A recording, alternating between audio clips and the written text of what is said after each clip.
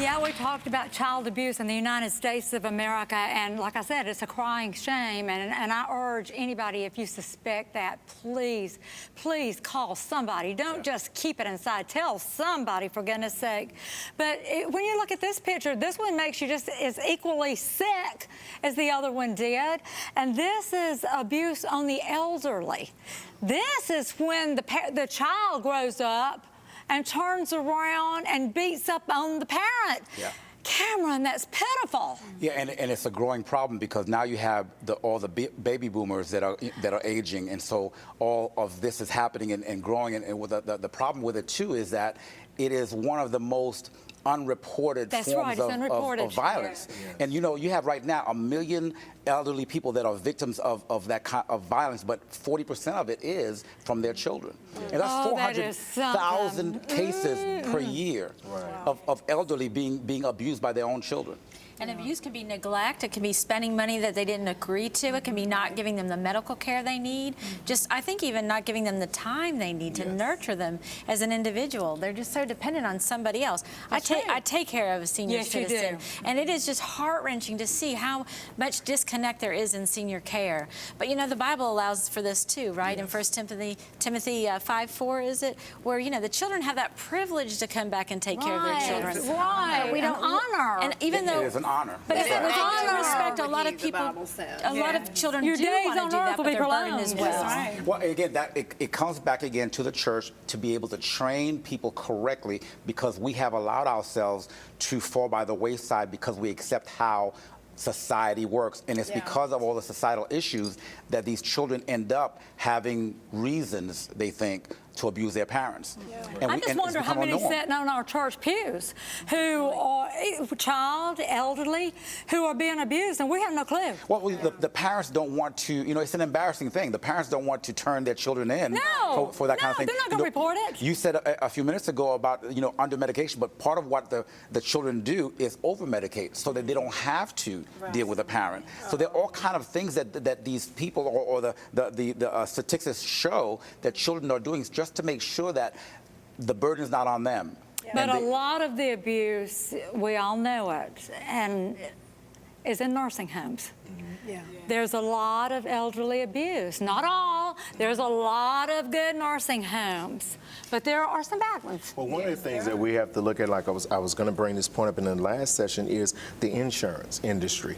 The way the insurance industry allows for billing, which a lot of people don't know or are not aware of, is that you have elderly people in the centers, and it's not that the nursing home does not want to provide for the care, but the insurance company will not allow that as a billable deduction. That's right. There's like just recently I was working with one of my families in the church, and the person needed a 2-person assist, and they told them, no, we can't provide 2-person assist because your insurance does not cover that. Sad. So this person really was basically told, you're going to either have to leave and go home, where you can't get the proper amount of care because your insurance won't pay for 2 people to get you up like you need to be, you know, lifted. You've got to go back to also, are they called CNAs? The Yes, Certified medical assistant. Okay, that doesn't pay a whole lot of money. No, it doesn't. Yeah, the money. So and think what they have to do. Look what they have to do. Their heart is so good, but the demand is so great. Trying to take care of a baby, think of how many steps. Well, it's almost no different when they're seniors,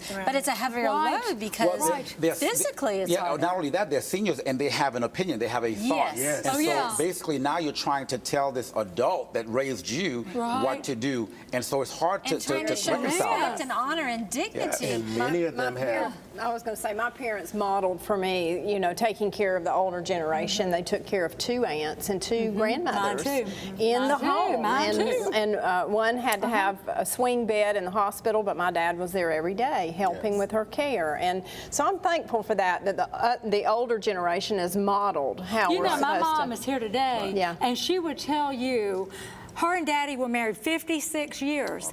And of the 56 years, do you know how much time they had in their house? Them too. I think it was the last 2 years of his life. Wow.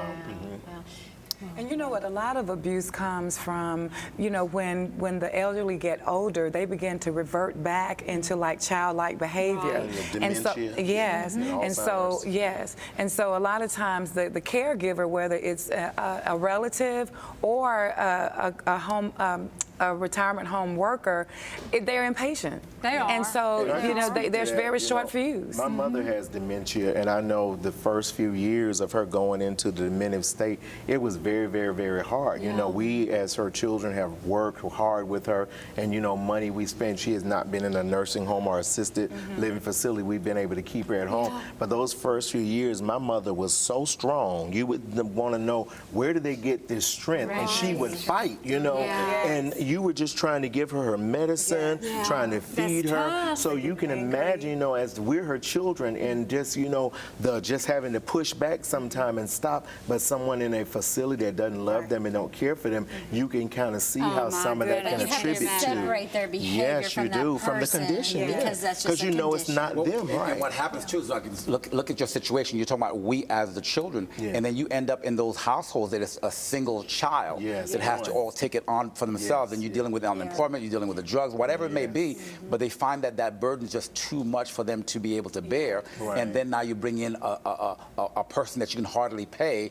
Right. It's a Isn't rough this a situation. consequence of the breakdown of the family? Yes. This is a consequence of our families There you falling go. apart. Because the younger generation should be there. But we could all take a small amount of time out of our week and intentionally go visit somebody at assisted living or nursing homes and kind of make a difference. Well, All there they really want again, is companionship. when we go into nursing homes, if we ever see anything that doesn't look right, we need to tell somebody. We, as churches too, we have to like utilize, you know, because we know that people are stressed. We know they're overwhelmed. We Right. have to have some kind of help involved. Volunteers, you know, missionaries in the church. Right. They need to be there to help support these That's families. exactly right. June 15th Stay is with us. When we get back, we're going to talk about another kind of abuse in America.